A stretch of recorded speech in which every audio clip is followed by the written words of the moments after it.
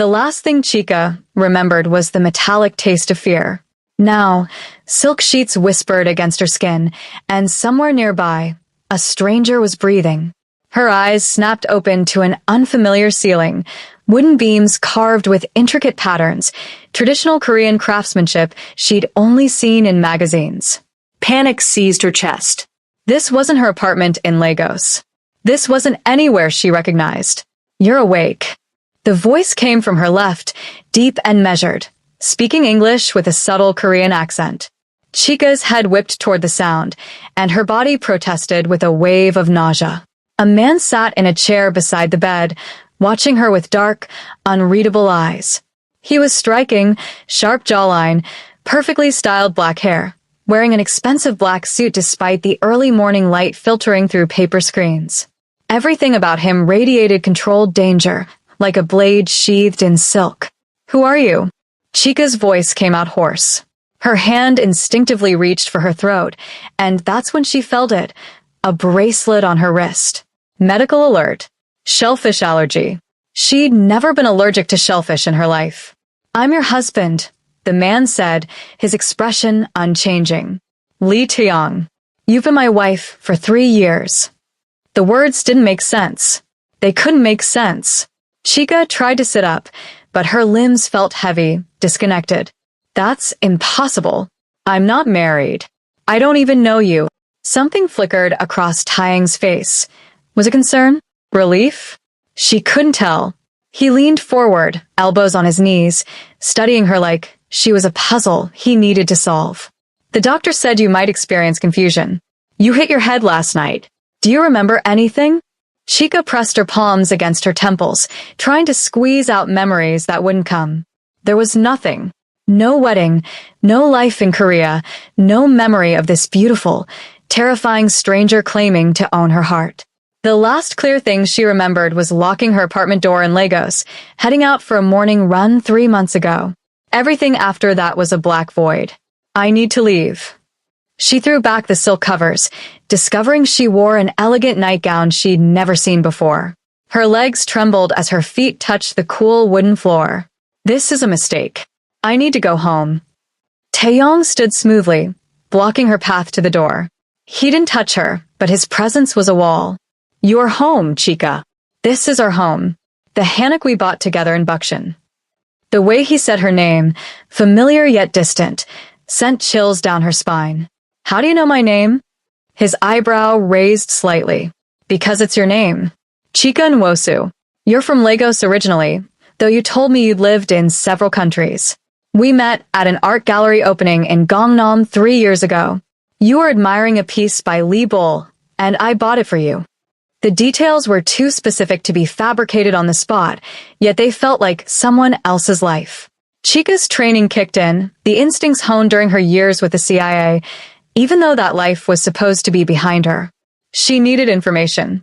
She needed to stay calm and observe. "I want to see a doctor," she said carefully. "A real doctor. Not whoever told you I'd be confused." "Of course." Taeyong pulled out his phone, and she noticed his knuckles, scarred, healed over many times. These weren't the hands of a businessman. "Dr. Kim will come this afternoon. In the meantime, rest. Mrs. Beck will bring you breakfast." He moved toward the door with the grace of a predator, and Chica noticed something else. The way he walked, always aware of his surroundings, always positioned to react. She knew that walk. She'd been trained in it herself. Taeyong. The name felt strange on her tongue. He paused, hand on the doorframe, not turning back. "What do you do?" "For work." "Import and export," he said after a long pause. "Family business." It was the kind of answer that meant everything and nothing. He left without another word, and Chica heard a soft click, the door locking from the outside. She was a prisoner in a gilded cage. Moving quickly despite her shakiness, Chica explored the room. It was spacious and beautiful, mixing traditional Korean elements with modern luxury. But something was off. The clothes in the closet were expensive, all in her size but not her style, too conservative, too demure. The books on the shelf were in Korean, a language she didn't speak. And the photos on the dresser made her blood run cold. There she was, smiling beside Taeyong at various locations around Seoul, wearing a wedding hanbok, cutting a cake. But something about the woman in those photos felt wrong. The smile didn't reach her eyes.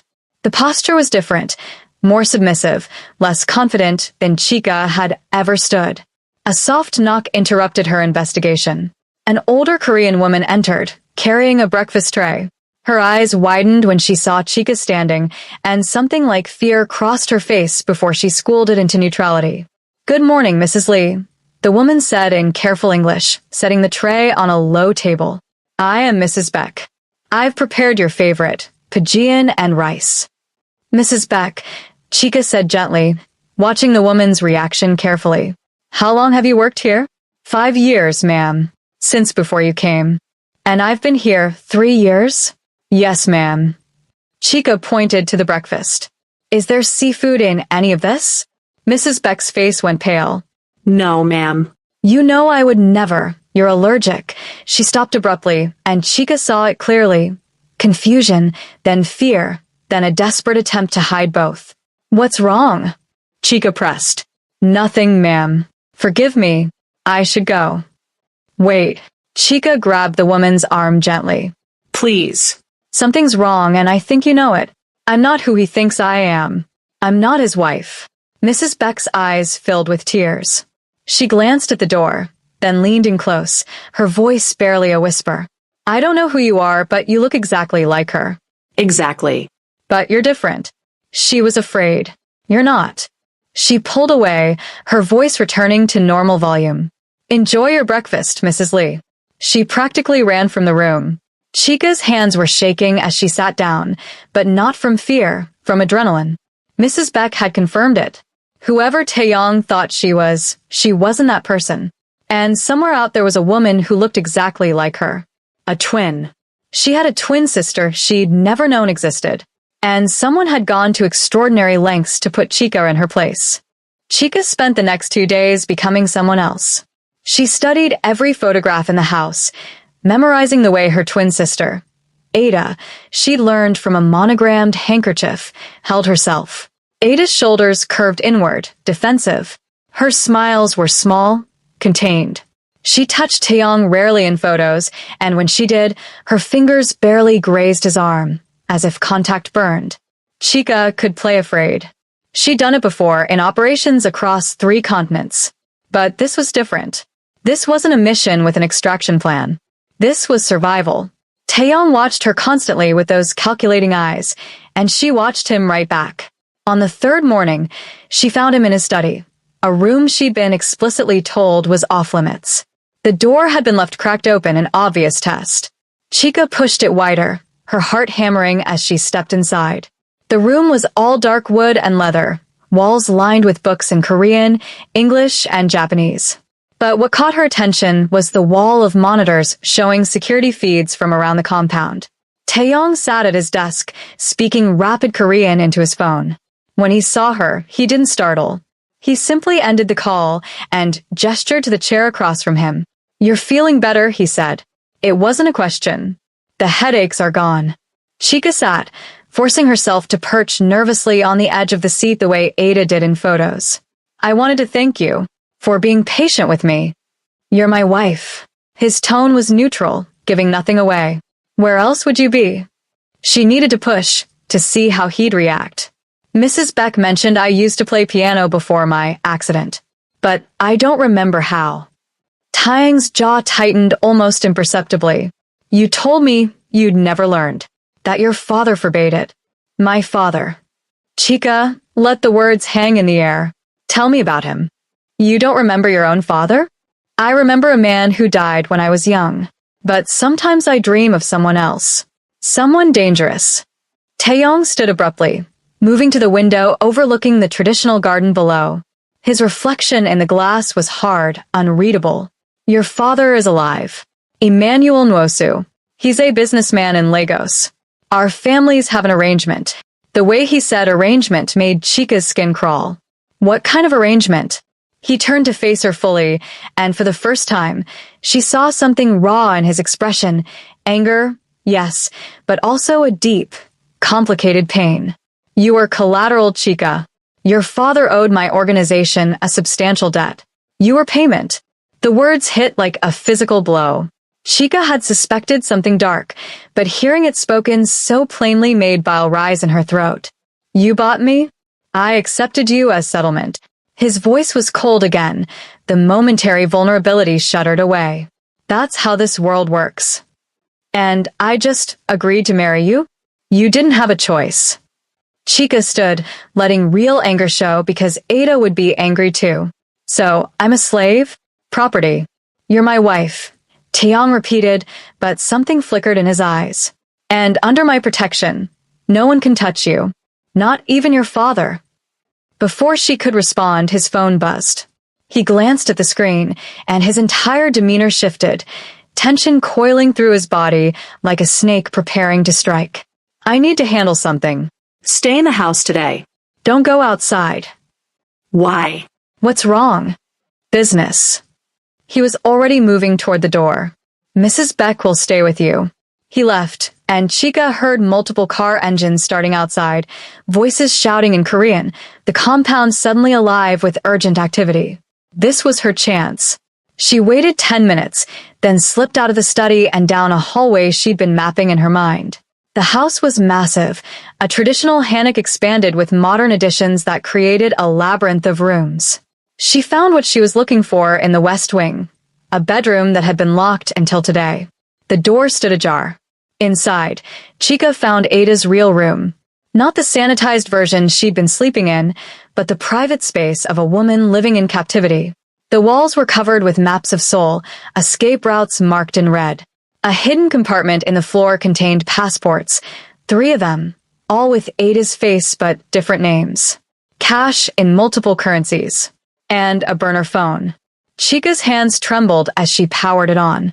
One contact. Sister. She pressed call before she could overthink it. The line rang once. Twice. On the 3rd ring, her own voice answered. Who is this? Ada's voice was harsher than Chica's, roughened by cigarettes or stress or both. It's Chica, your twin sister. The one you kidnapped and drugged and left to take your place. Silence stretched so long Chica thought the call had dropped. Then Ada laughed, a bitter, broken sound. So you figured it out. Took you longer than I expected. The CIA must be slipping. Chica's blood ran cold. How do you know about that? Because dear old dad told me everything about you when he was setting up this brilliant plan. You were always his favorite, you know. The one he actually trained properly. I was just the disposable one he could sell off. Where are you? Somewhere safe. Somewhere Taeyong and his dogs can't find me. Ada's voice turned sharp. Listen carefully, little sister. You need to stay exactly where you are. Play the perfect wife. Don't try to run because you won't make it out alive. Why? Chica demanded. Why did you do this to me? Because I needed someone who could survive in that house. Someone who wouldn't crumble under Taeyang's cold stares and colder world. Ada's voice cracked slightly. And because I knew if anyone could protect him from what's coming, it would be you. Protect him? He's a criminal. He bought you like property. He's also the only thing standing between Seoul and a war that will kill thousands. Ada was speaking faster now, urgently. Park Dongmin is moving against him. Taeyong doesn't know it yet, but Dongmin has someone inside the organization. Someone close. When Dongmin strikes, everyone in that house will die unless. The line went dead. Chica tried to redial, but the phone was locked out, the number erased. A sophisticated security measure. Ada had been prepared for this call. Footsteps echoed in the hallway. Chica shoved the phone back into the floor compartment and closed it just as Mrs. Beck appeared in the doorway, her face pale with fear. You shouldn't be in here, the older woman whispered. If he finds out, who's Park Dongmin? Chica cut her off. Mrs. Beck's eyes widened. Where did you hear that name? Tell me. The housekeeper glanced over her shoulder, then stepped fully into the room, closing the door behind her. He's a monster. Worse than Mr. Lee ever was. He wants control of Seoul's underworld, and he'll burn everything to get it. She grabbed Chica's hands, her grip surprisingly strong. 3 weeks ago, Mrs. Ada tried to meet with him. She thought she could negotiate her freedom. She came back bloodied and terrified, and 2 days later, she was gone. We thought Mr. Lee had finally. She couldn't finish the sentence. You thought he killed her. Who else? Mrs. Beck's voice broke. But then you appeared, and you looked just like her, and we didn't know what to think. The pieces were clicking into place, forming a picture more complex than Chica had imagined. Ada hadn't just run away. She'd orchestrated something bigger, something that involved Dong Min and a betrayal inside Taeyang's organization. Car engines roared back into the compound. Through the window, Chica saw Taeyang emerge from a black SUV, his suit jacket torn, blood on his collar. Not his blood. He moved without injury. But his face was a mask of barely contained rage. Their eyes met across the garden, and even from this distance, Chica felt the intensity of his stare. He knew she'd been snooping, and he was done playing games. Mrs. Beck grabbed her arm. Whatever you're planning, do it carefully. Mr. Lee is dangerous when he's cornered. And right now, someone just backed him into a very small corner. Taeyang disappeared into the house, his footsteps thundering toward them. Chica straightened her spine, shedding Ada's defensive posture. If he wanted the truth, she'd give it to him, but on her terms. Taeyang kicked the door open so hard it slammed against the wall. His eyes locked onto Chica with predatory focus, and Mrs. Beck fled the room without a word, leaving them alone. Blood spattered his white shirt, drops and smears that told a story of violence Chica knew too well. His knuckles were split, fresh wounds that hadn't been there an hour ago. Who did you call? His voice was deceptively quiet, the kind of calm that preceded storms. Chica held her ground, though every instinct screamed at her to move, to fight, to run. I don't know what you're talking about. He crossed the room in 3 strides, pulling the burner phone from the floor compartment with practiced ease. Don't lie to me. I have surveillance on every device that powers on in this house. You called someone 14 minutes ago. The number traced to a disposable phone in Singapore. He held the phone up between them. So I'll ask again. Who did you call? Ada. The truth came out sharp and clear. My twin sister. The woman whose life you forced me into. Something shifted in Taeyang's expression. Not surprise, but a grim confirmation of something he'd already suspected. He pocketed the phone and stepped back, running a hand through his hair. Blood smeared his forehead, and he looked suddenly exhausted beneath the rage. How long have you known? Chica pressed. That I'm not her? Since the first morning. He laughed bitterly. You stood differently. Looked me in the eye instead of at the floor. Ada was terrified of me from the day she arrived. You're not afraid of anything. Then why keep pretending? Because someone delivered you to my door, drugged and unconscious, with false identification claiming you were my wife returning from a medical trip abroad. Taeyang moved to the window, his silhouette rigid against the afternoon light. Someone wanted me to believe Ada had come back, which meant someone wanted me distracted while they made their real move. Park Dongmin. Taeyang spun around, and this time his surprise was genuine. How do you know that name? Ada told me he's planning something. An attack. She said someone inside your organization is working with him. She told you this in a 14-minute phone call? His eyes narrowed. What else did she say? Chica weighed her options. Trust was a currency in this world, and she'd just spent some of it.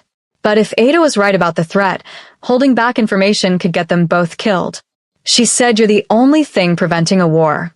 That when Dongmin moves, everyone in this house will die. And she said I'm supposed to protect you. The silence stretched between them, thick with implications neither wanted to voice. Finally, Taeyang spoke, his voice rough. 3 hours ago, someone tried to kill my sister. She's 16 years old, still in school. They shot at her car in broad daylight in Gangnam. His hands clenched into fists. My men killed the shooters before they could finish the job, but the message was clear. Dongmin wants me to know he can reach anyone I care about. Chica's chest tightened. Is she safe? For now. I have her in a secure location with my best guards.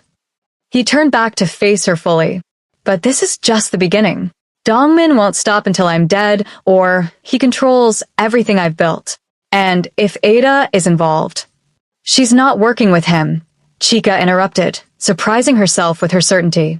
She's terrified of him. Whatever happened 3 weeks ago, it wasn't an alliance. Then where is she? Why did she run? Why send you? Because she's your wife, and that makes her a target. And because. Chica hesitated, pieces clicking into place even as she spoke them. Because she knew something worth running from both you and Dongmin. Taeyong was quiet for a long moment, studying her with an intensity that felt like being dissected. You said you were CIA, former, I assume? How did you?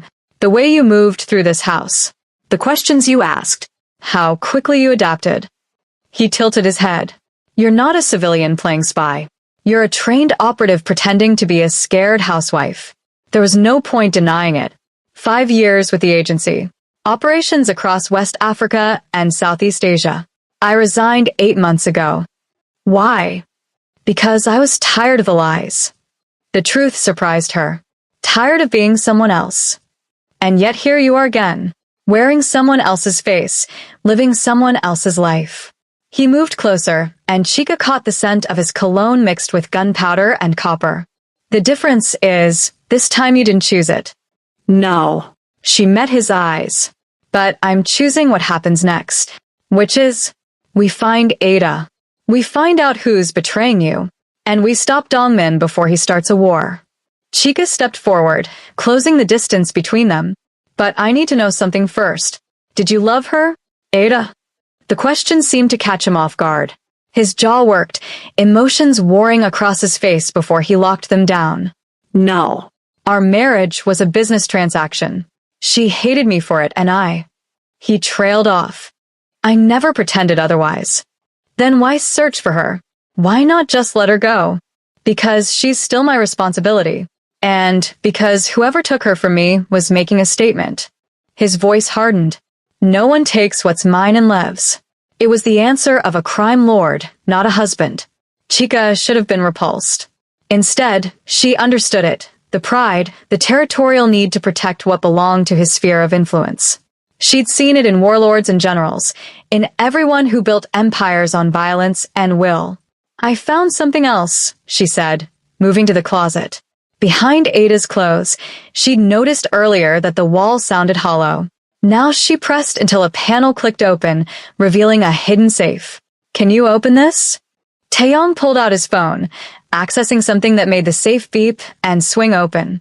Inside were files, photographs, documents, USB drives. Chica pulled out the first folder and froze. The photos showed Taeyang's head of security, Mr. Cho, meeting with Park Dongmin at various locations around Seoul. Handshakes, money exchanges, and in one damning image, Mr. Cho handing over what looked like building schematics. Your compound, Chica whispered, recognizing the layout. He gave Dongmin the blueprints to this house. Taeyang's face had gone completely blank, the kind of emptiness that preceded extreme violence. Mr. Cho has been with me for 8 years. He saved my life twice. And now he's selling you to your enemy. Chica pulled out more photos, these showing Mr. Cho following Ada, watching her, documenting her movements. The timestamps were from 4 weeks ago, right before she disappeared. Ada was investigating him. She figured out the betrayal. And he found out she knew. Taeyang's voice was ice. So he arranged her disappearance and brought you here as a replacement, buying himself time to complete whatever he and Dongmin are planning. A phone buzzed, Taeyang's. He answered it with a curt yes, then listened, his expression growing darker. He hung up without saying goodbye. That was my second in command. Mr. Cho just requested emergency leave, family emergency in Busan. He's running. Or he's getting into position for the attack. Chica's mind raced through tactical scenarios. If he has the compound blueprints, he knows every entrance, every blind spot, every security protocol. When is Dongmin most likely to move? Tonight. My sister's location was moved an hour ago. Only 3 people knew where, me, my second, and Mr. Cho.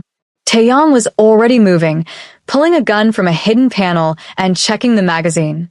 He'll tell Dongmin, and they'll hit both locations simultaneously. Divide my forces. So we don't divide them. Chica grabbed his arm. We bring your sister here, into the one place they think they can breach. And we turn their trap into ours. Taeyong stared at her, and something shifted in his gaze, calculation mixing with something warmer, something like respect. You'd risk your life for my sister? For me? You don't owe us anything. No, Chica agreed. But Ada sent me here for a reason. Maybe she knew this moment was coming. Maybe she knew I was the only one who could. The lights went out. Emergency generators kicked in immediately, bathing everything in red emergency lighting. And somewhere in the compound, glass shattered. They're early, Taeyong growled, chambering around. Stay behind me. But Chica was already moving toward the sound, her body remembering training that had kept her alive through a dozen firefights. I don't hide. I fight.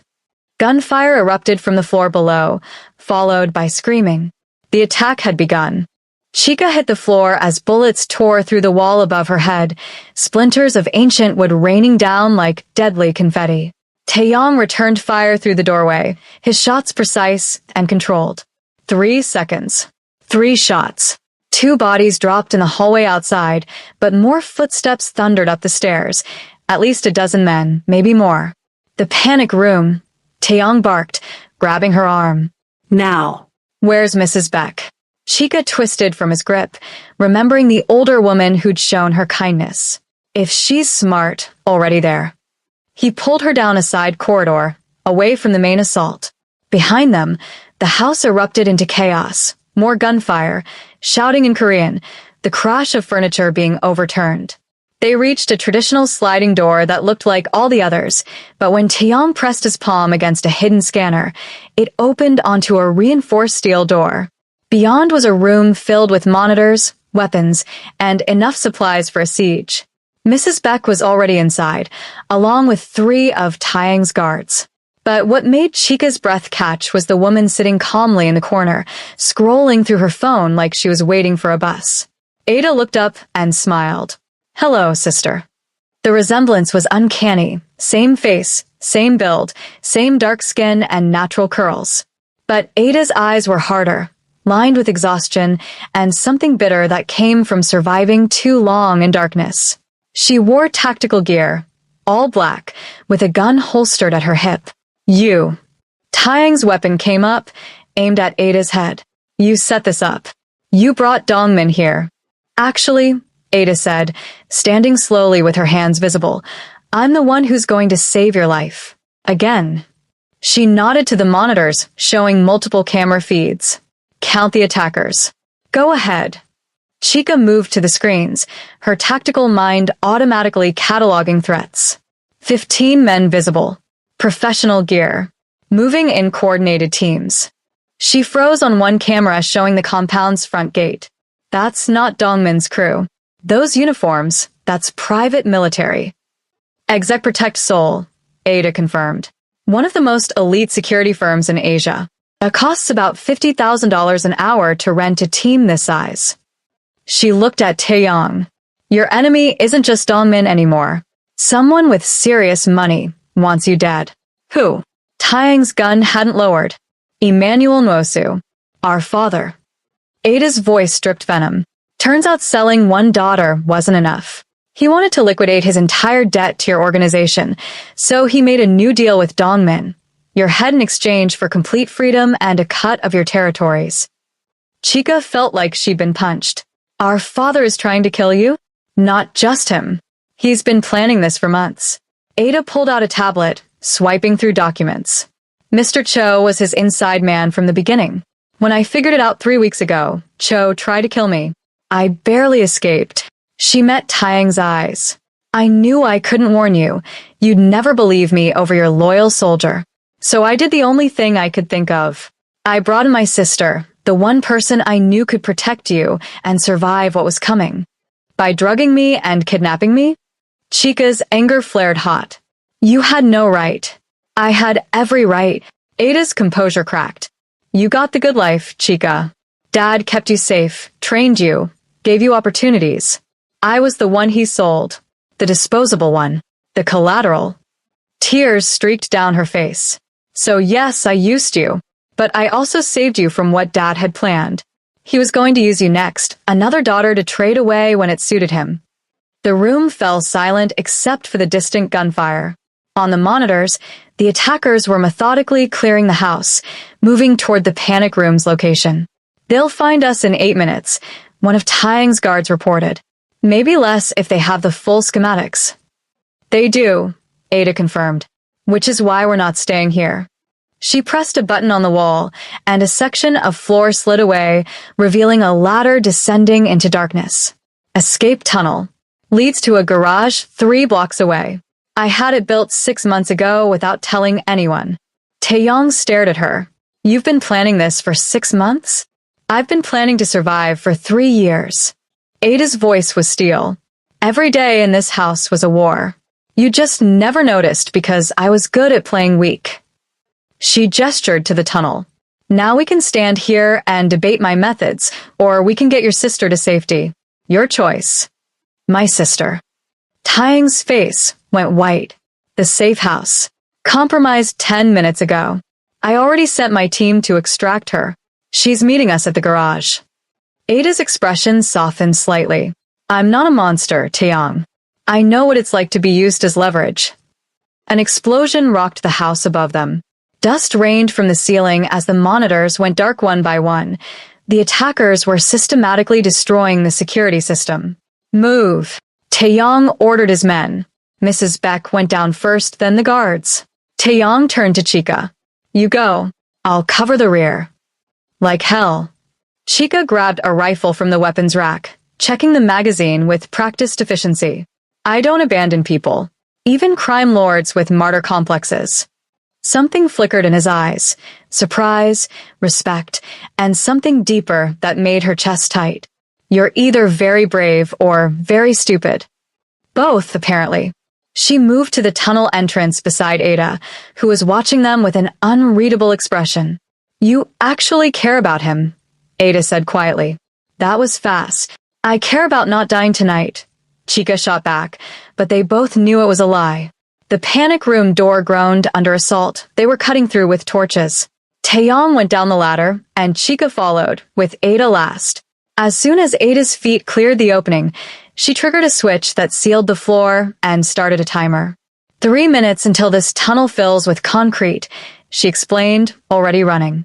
"We need to move." They sprinted through the darkness, emergency lights flickering every 10 feet. Behind them, muffled explosions suggested the attackers had breached the panic room. Ahead, Chica could see the ladder leading up to the garage. They climbed fast. Taeyong emerged first, weapon raised, then relaxed. "Clear." Chica pulled herself up into a nondescript garage containing 3 black SUVs and one very frightened teenage girl with Taeyang's eyes. She ran to her brother, who caught her in a fierce hug. "Appa," she sobbed against his chest. "They shot Mr. Cho. He was trying to hurt me, and these people came and—" "Shuh." "You're safe now." Taeyong looked at Ada over his sister's head. "Your team? Good people. Former Korean Special Forces. They know how to handle traitors." Ada tossed him car keys. "The middle SUV is armored and fueled. Head to the port. I have a boat waiting. Singapore is 12 hours by sea." "You're not coming?" Chica asked. "Someone needs to stay and clean up this mess. Our father, Dongmin, the corrupt officials who looked the other way, they all need to pay." Ada smiled grimly. "Besides, I'm legally still Taeyang's wife, which means I can access his accounts, his properties, his organization. Someone needs to hold down the fort while you two figure out what happens next." Taeyong stepped toward her, his expression complex. Ada's eyes glistened, but she blinked the tears away. "Go." "Before Exec Protect tracks you here." They loaded into the SUV, Taeyong driving, his sister in back with one of Ada's guards, and Chica in the passenger seat. As they pulled out of the garage into Seoul's neon-lit streets, Chica watched Ada in the side mirror, standing alone in the garage entrance, silhouetted against the fire consuming the Hanok mansion in the distance. "Will we see her again?" Taeyang's sister asked quietly. "Yes," Taeyong said with certainty. "Ada always survives." The city blurred past as they headed toward the port. Chica felt Taeyang's hand find hers between the seats, his grip warm and solid. "When we get to Singapore," he said quietly, "you can leave, disappear. Go back to Lagos or anywhere else. I'll make sure you have everything you need. Chica looked at him, really looked at the man who'd become real to her over days that felt like years. And if I don't want to leave? His eyes met hers briefly before returning to the road, and she saw everything in that glance. Hope, fear, possibility. Then stay, he said simply. Not as Ada's replacement, as yourself. Behind them, sirens wailed as emergency services converged on Buckshin. Ahead, the ocean waited with all its uncertain promises. Chica squeezed his hand. I'll stay.